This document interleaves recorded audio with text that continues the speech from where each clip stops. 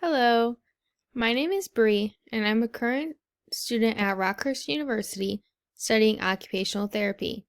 And today I will be covering the topic sensory reeducation. We will be going through these three things. What is sensory reeducation? What does sensory loss look like? And what can you do for sensory loss? Sensory reeducation is a therapeutic intake aimed at helping regain normal sensation and functionality after injury or nerve damage. How sensory reeducation works. A therapist or an individual who experienced sensory loss will use techniques like touch, massage, vibration, and apply different textures and temperatures to reacclimate the skin and nervous system. If you have sensory loss, these are some things you can experience. You could experience hyposensitivity, which is the reduced ability to feel touch, pain, temperature, and position. Hyposensitivity may even affect your ability to recognize the objects you are holding. Hypersensitivity is an exaggerated or inappropriate response to a substance that is normally harmless. This can present as pain, such as tingling, prickling, numbness, aching, burning, or the feeling of pins and needles. Why should you do sensory reeducation? Sensory reeducation is important for improving your sensation, as well as enhancing your function. It will also help with reducing hypersensitivity and increasing neuroplasticity.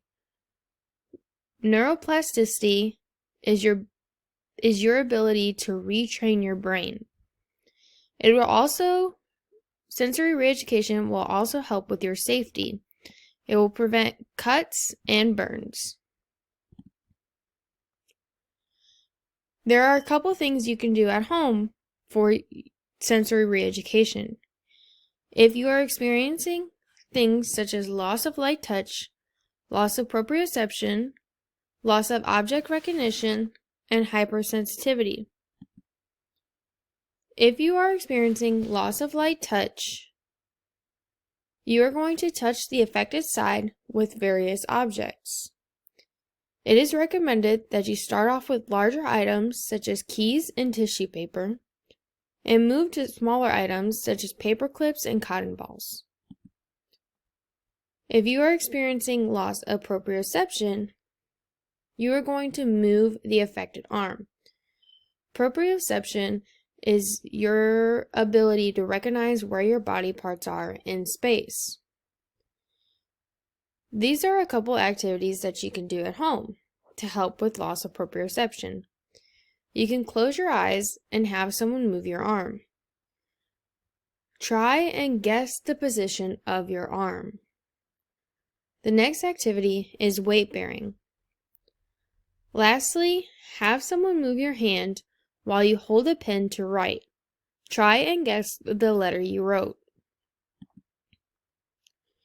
If you are experiencing loss of object recognition, which is when you are unable to say what objects are by touch alone, you can try to differentiate between textures such as soft and hard, find hidden objects in rice, or try to determine which objects are heavy and which ones are light. When doing these activities, use caution.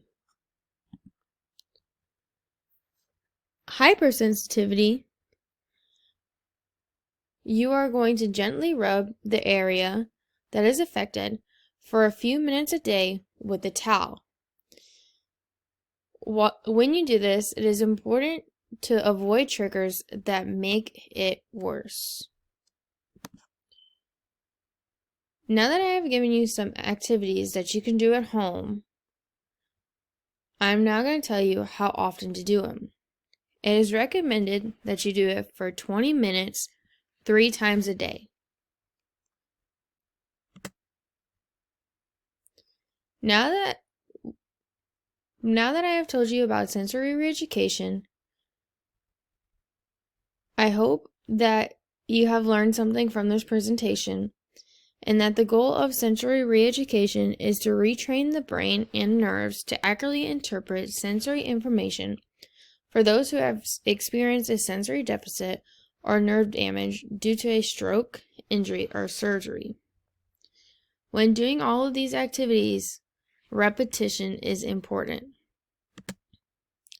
Thank you for listening, and if you have any questions, I would be happy to answer them. These are my resources. Before I conclude the presentation, I would like to point out the first article by Isha. In this article, it says that people 3 months post-stroke who participated in sensory reeducation showed better outcomes with dexterity than those who did not participate in sensory reeducation. Again, thank you for listening.